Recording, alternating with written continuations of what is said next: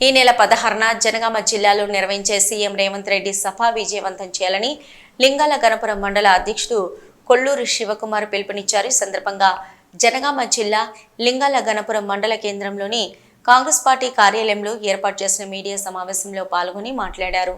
CM పర్యటన సందర్భంగా పలు అభివృద్ధి పనులకు శంకుస్థాపన చేయనున్నట్లు పేర్కొన్నారు. కావున భారీ బహిరంగ సభకు ప్రతి గ్రామం నుంచి వందల సంఖ్యలో తరలివచ్చి సభను విజయవంతం చేయాలని విజ్ఞప్తి చేశారు. సమావేశంలో కాంగ్రెస్ పార్టీ మండల నాయకులు, కార్యకర్తలు పలువురు ఉన్నారు. మేరకు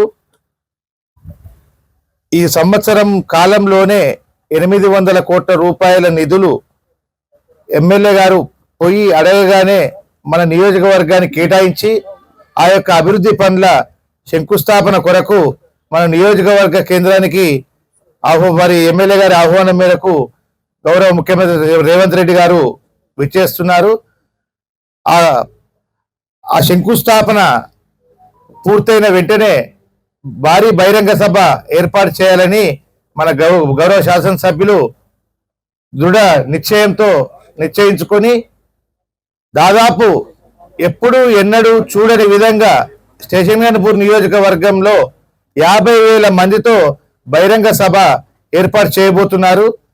దానికి లింగాల గణపురం మండలం నుండి 5,000 మందిని వారు టార్గెట్గా ఇచ్చారు.